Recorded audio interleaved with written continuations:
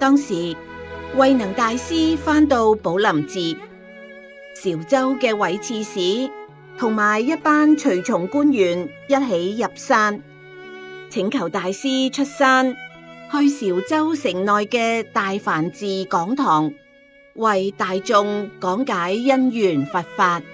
大師登上講壇坐好，韋刺史連同一眾官員30幾人，儒士學者30幾人，仲有僧人、尼姑、信徒以及世俗民眾1000幾人，一齊向大師敬禮，希望聽大師講解佛法要義。慧能大師對大家咁話：各位佛門師友，各位善信，你哋本身都具備覺悟嘅天性，本質就係清潔乾淨。只要保持呢種清淨嘅本心，唔俾佢受到污染，就能夠直接咁了卻一切而成佛㗎喇。各位佛門師友，各位善信，不如就聽下慧能我講下我係點樣獲得佛法，其中嘅因由同經過情形啦。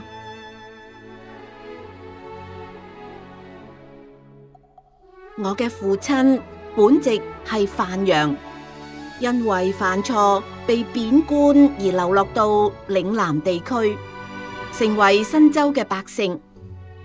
我好不幸，父親好早就去世，得返已經年老嘅母親帶住我呢個孤兒搬到去南海地區生活。當時好窮，生活非常艱難，所以我要去市集賣柴賺錢。有一日，有個客人嚟買柴，要我將啲柴送去客棧嗰度。我送到去，客人收咗柴，我攞咗錢，啱啱準備出門口嘅時候，忽然聽到有一位客人喺度念經。我一聽到佛經裏面嘅話，心裏面即時豁然開朗，覺悟一切。我就問嗰位客人念嘅係乜嘢經？客人話係《金剛經》。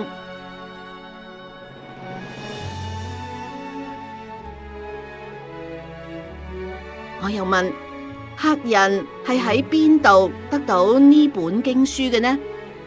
客人話我係由蘄州黃梅縣東禪寺嚟嘅，嗰度係五祖弘忍大師住持嘅寺院，佢有1000幾個門人弟子。我去嗰度拜佛，聽五祖講解呢本佛經。弘忍大師時時勸勉僧俗大眾，話只要持守《金剛經》裏面所講嘅，就能夠睇到自身嘅佛性，了結一切，直接成佛。慧能我聽到佢講嘅嗰番說話之後，知道呢個係前世種下嘅因緣。當時更加得到一位客人攞咗10兩白銀出嚟，送俾我，用嚟做供養年老母親嘅衣食費用，等我可以去黃梅參拜五祖弘忍大師。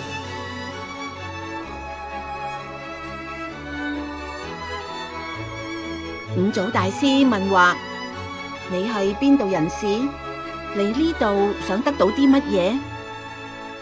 慧能我就答話：弟子係嶺南新州嘅百姓，遠道而嚟拜見大師，只係求成佛，其他乜嘢都唔求。五祖話：你係嶺南人，又係蠻夷，又點成到佛呢？我就話：人雖然有南北之分，但係佛性本身應該冇南北嘅分別。我呢個南方嘅蠻夷之身，雖然同大師嘅唔同，但大家天賦嘅佛性又有乜唔同呢？五祖想繼續同慧能講落去，但因為見到身邊徒弟總係不離左右，就吩咐慧能跟住眾人一齊喺寺院做事修行。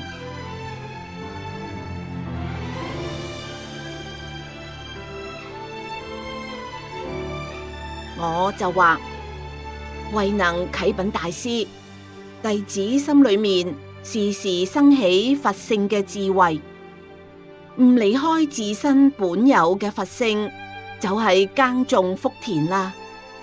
唔知道大師要我做乜嘢事呢？五祖話：呢個南方蠻夷根性敏銳，領悟得好快。你唔好再講啦，去後院做雜役啦。慧能退到去後院之後，有一位行者分派我做劈柴舂米嘅工作，就咁過咗8個幾月。五祖有一日忽然嚟後院見我，佢話：我認為你嘅見解好有道理，但因為擔心有壞人會害你，所以冇同你講太多。你明唔明我嘅用意啊？我話，弟子心裏面都知道大師嘅用意，所以平時我都唔敢去前堂嗰度，等人唔會注意我，唔覺得有我呢個人嘅存在。有一日，五祖通知全體門徒一齊集合，佢話：我同你哋講，人生在世最大嘅問題係生死。你哋每日只係求通過修行去得到福報，就唔去求點樣可以脫離生死輪迴嘅苦海。如果迷失咗本來有嘅佛性，所謂嘅福報又點能夠救你哋脫離苦海呢？你哋都返去，各自去體會佛性嘅智慧，再根據內心對佛性嘅領悟，每人寫一首佛偈詩，交上嚟俾我睇。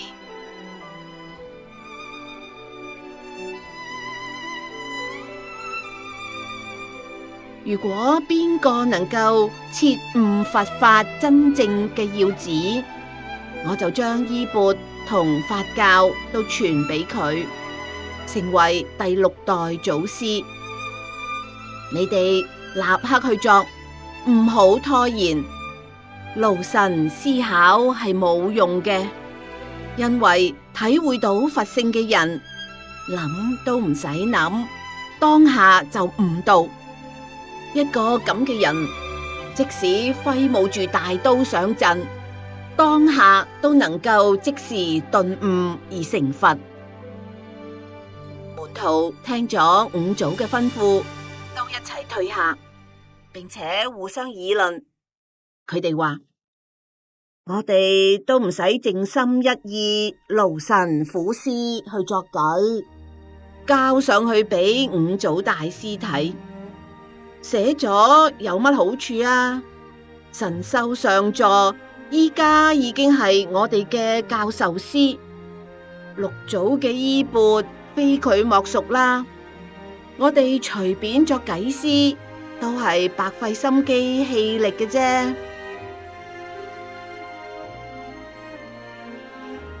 大家聽到呢番說話，都打消咗作偈詩嘅念頭。大家都話：我哋以後跟住神秀大師學禪就得啦，仲使乜麻煩去作偈啊？神秀個心就諗：人人之所以唔情想偈詩，係因為我係佢哋嘅教授師呢個緣故。咁我更加應該作偈呈上去俾五祖大師啦。如果我唔呈上偈詩，大師又點知道我心裏面嘅見解係深係淺呢？我呈上偈詩，如果志在係求引證佛法，就係善；若果希望借此尋求繼承祖師嘅地位，咁就係用心不良啦。咁嘅做法同用世俗心態去奪取祖師聖位，又有乜嘢唔同呢？但係如果唔呈上偈詩，又始終得唔到佛法嘅印證，真係難啊，難啊！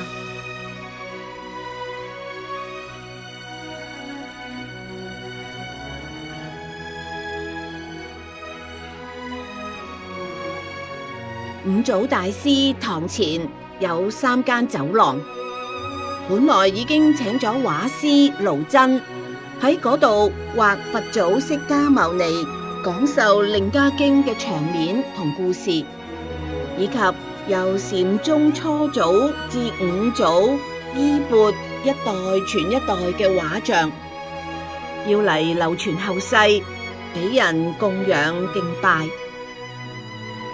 神秀作好咗偈詩，幾次想要呈上去俾弘忍大師，但係每當佢行到去五祖堂前，就覺得心神恍惚不安，全身出汗，始終冇呈上去。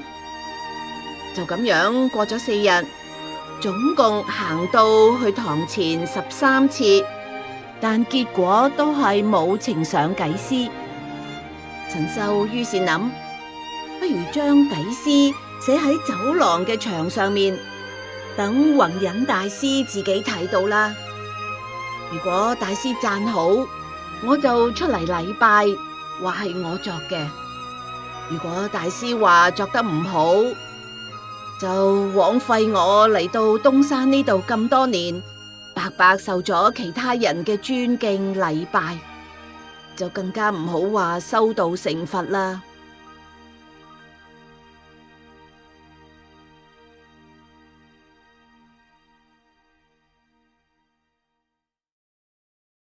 嗰晚3更時分，神秀唔俾人知，自己攞住燈，將所作嘅偈詩寫喺南邊走廊嘅牆上面，表達自己對佛性嘅見解。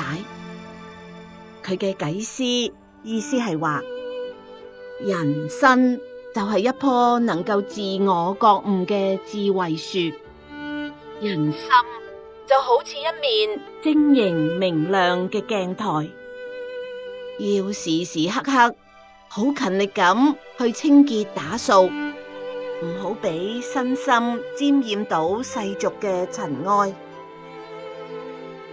神秀寫完之後，就返去房間，其他人都唔知道呢件事。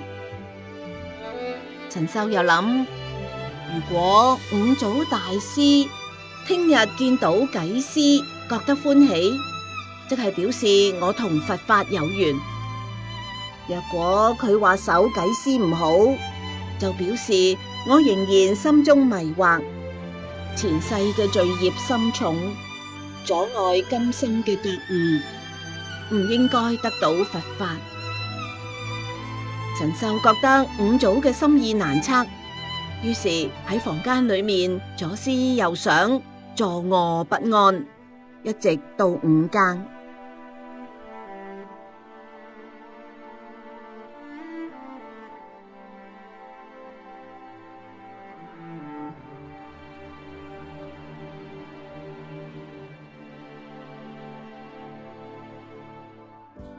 其實五祖已經知道神秀仲未揾到法門，未體悟到自身嘅佛性。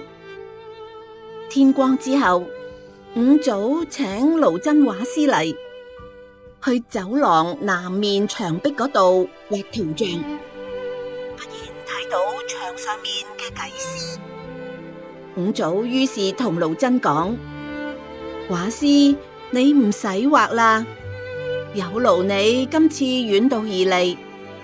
金剛經上面講，凡係見得到嘅樣相，都係虛幻而唔真實。就留低呢首偈詩，俾人跟住嚟誦讀學習啦。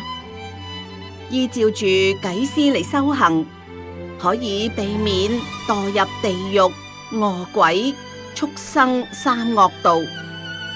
跟住嚟修行，會有大益處。五祖又叫門徒焚香敬禮，要佢哋都念誦呢首偈詩，以便覺悟佛性。眾門徒誦讀呢首偈詩之後，都一齊讚嘆咁話：真係好啊！第二日三更時分，五祖叫神秀入內堂，問佢話：嗰首偈詩係唔係你作噶？神秀話：的確係我作嘅，不過我作偈詩唔係妄想得到祖師嘅地位，我只係希望大師慈悲為懷，睇下弟子有冇多少佛性嘅智慧啫。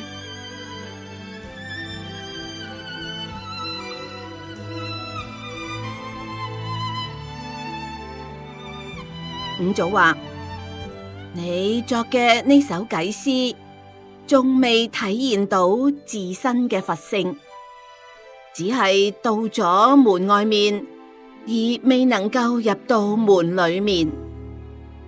依照呢個見解去尋求佛法中嘅無上智慧，係冇可能得到嘅。最高嘅覺悟同智慧，應該係不假思索，當下就見到自己嘅本心，體驗到自身本來就有嘅佛性。呢種本心本性係冇所謂嘅生起或者滅絕，佢喺任何時間，每一個念頭裏面都會顯現。喺萬事萬物一切現象上面都通達無礙，都係佛性嘅顯現。佛性真就一切真，萬種境界都係佛性嘅展現，都係相同如一嘅。體會到真如佛性常住嘅心，即係見到本性嘅不生不滅，亦即係見到佛性嘅真實。若果有咁嘅體悟，就係佛門中無上智慧嘅自性啦。你返去好好咁思考一兩日，重新作一首偈詩，拎俾我睇。如果你作嘅新偈詩能夠體現入門嘅話，我就將衣缽法教都傳俾你。神秀向五祖行禮之後出去，又過咗幾日，神秀仲係作唔成新偈詩，心裏面恍恍惚惚，心神不定，好似喺度發緊夢咁，日日都坐立不安，悶悶不樂。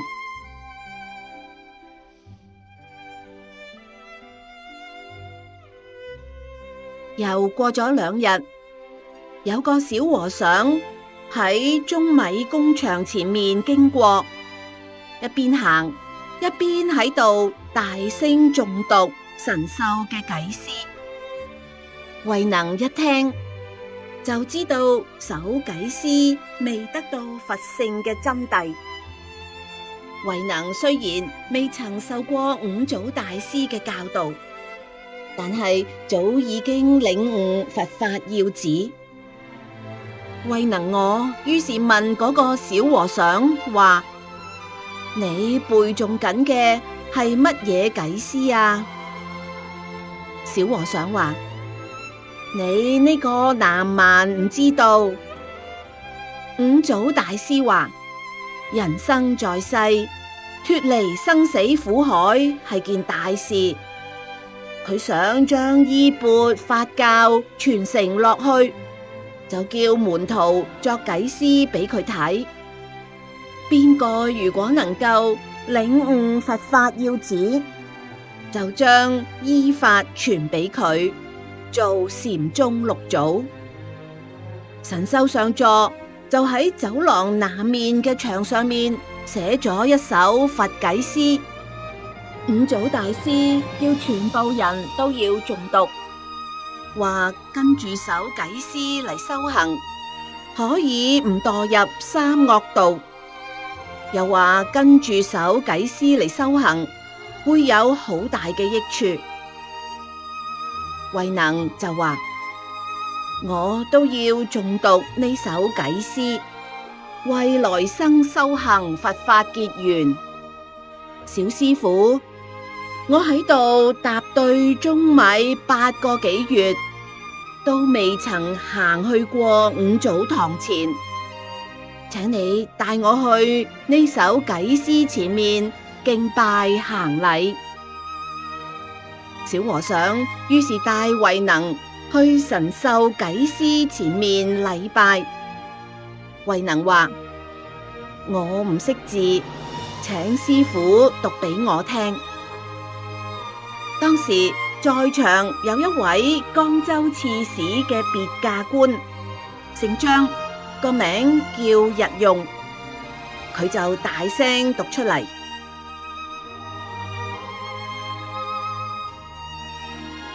慧能聽完就講：我都有一首偈詩，請別駕你幫我寫出嚟。別駕就話：你都作偈詩，咁嘅事真係少有喎。慧能就向別駕講：要想學至高無上嘅佛道，就唔可以輕視初學嘅人。